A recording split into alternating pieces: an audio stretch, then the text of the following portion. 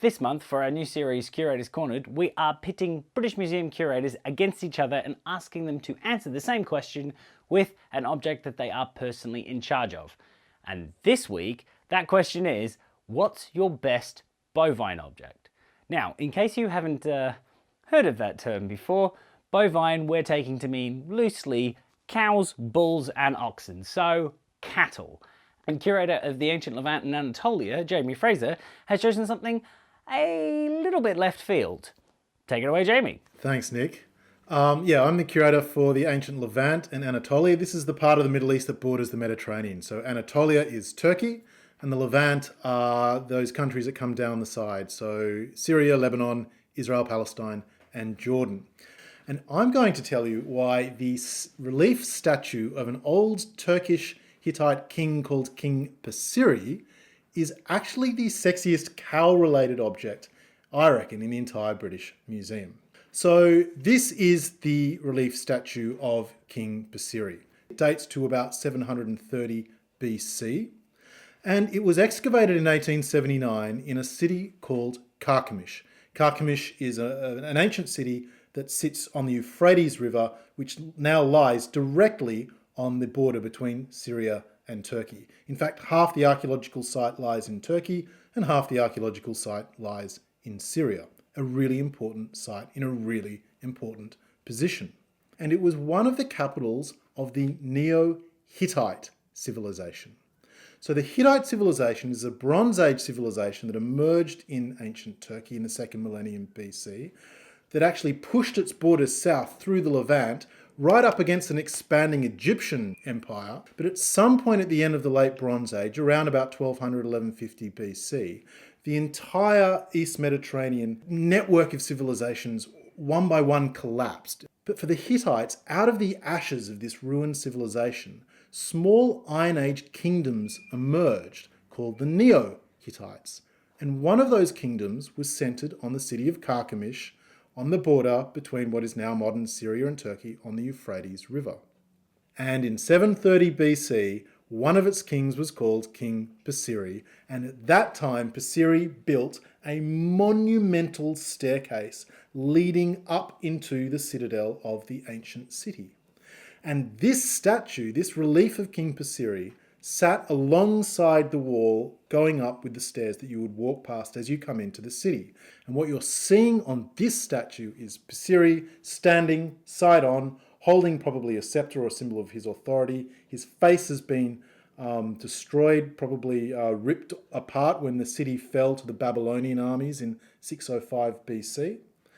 But none of that is what I want to talk about, because what I want to talk about is what's in the background behind him. Because what you're seeing behind Pesiri is extraordinary. It's an ancient hieroglyphic script that was almost forgotten about for thousands and thousands of years. Now, when you think hieroglyphs, you think ancient Egypt, right? And that is one of the most well-documented hieroglyphic scripts of the ancient world. But there was actually two hieroglyphic scripts in the Mediterranean basin. Sure, the ones of ancient Egypt, and this strange, bizarre hieroglyphic script that grew up in central and western Anatolia. The language that it's written in is a language called Luwian. And Luwian, L-U-W-I-A-N, Luwian was a language that a lot of ancient Turkish or ancient Anatolian people spoke in the Hittite Empire. Think of, say, for example, Troy, about 1200 BC. While the Greeks are at the gates of Troy with their wooden horse, it was probably Luwian curse words that were being thrown down upon them by the Trojans themselves. Luwian was written in two different scripts. It could be put into cuneiform, the sort of wedge-shaped script that we know so much about from ancient Mesopotamia and what Irving Finkel studies, but they also reserved hieroglyphic script for monumental inscriptions dealing with particularly civic structures, religious structures, commemorations, dedications, things like that. And that is what you're seeing behind King Pesiri here. Now, I've said all of this without, I know, saying the word cow or ox or bovine, and this is all coming to this point. This is why I think this particular stela sings to a topic of ancient cows. And we're thinking a little left brain here, so go with me. But there are 3 reasons. First of all, the way the script is read, it's done in a way that we refer to as bostropheden, an ancient Greek term. It means as the ox plows. So if you think of an ox ploughing a field, it goes through the field, then it turns and it comes back the other way like this.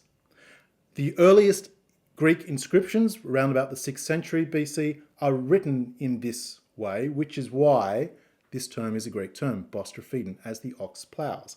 So you start in the top right, you read from right to left, and you come down the other way.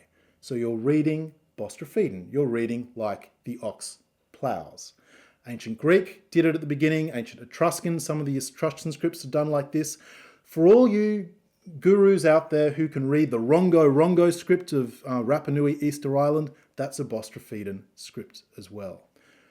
What this says in the opening lines, it's a royal dedication to King Pasiri upon him ascending the throne. It says, I am Pasiri the hero, the country lord of the city of Carchemish and the Malizi land, beloved of the goddess Kubaba. To make me great, my father Sasturas, the sun-blessed prince, beseeched the goddess Kubaba to cause me to sit upon my father's throne. So we start at the top right and we start reading right to left, and that's the opening, I am Pasiri the hero, the country lord of the city of Carchemish. And then we come to one of the symbols, which is that of a calf head, representing a sound called ma.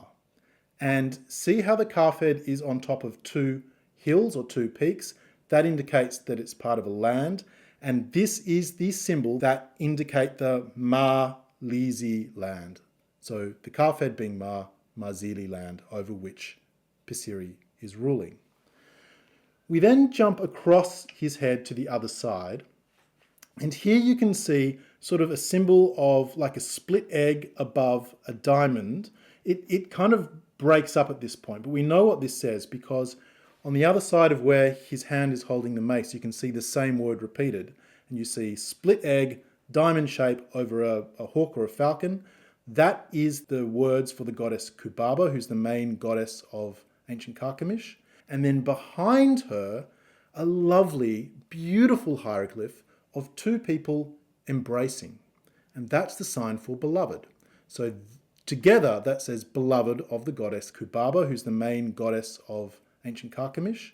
Then we come down the next line and then we hit the 3rd reason why this is kind of cool for cows, because the next hieroglyph is not a calf, but actually of an ox head itself. So these hieroglyphs can work in a couple of ways. It could just mean an ox. So I sold 50 oxen or something, you would use that to symbolize an ox. But like the calf ma, this is actually a sylallogram. It means it represents sounds. And in this case, it is from the phrase, wa imu, make me great. And this is why I think the statue is the best cow-related object in the British Museum, because imagine with your fedora, your leather jacket on, you've come into the ancient city of Carchemish, you found some of these inscriptions like this one of King Pasiri, and you slowly read it aloud as you trace your finger over the hieroglyphs, working out what it says. And when you get to that glyph that is the face of an oxen, it makes you say aloud the sound moo. And I think that's pretty cool. Now you know how to pronounce a Luwian hieroglyph that looks like a cow and makes you say moo. And if that makes you feel like liking this video, then please do, because that is how the voting system works. The curator with the most likes at the end of the week will be declared winner of this round of Curators Cornered and will go on to face other successful curators, such as Sue Brunning from last week's competition. However, if you haven't yet watched Julia's video, it's right here.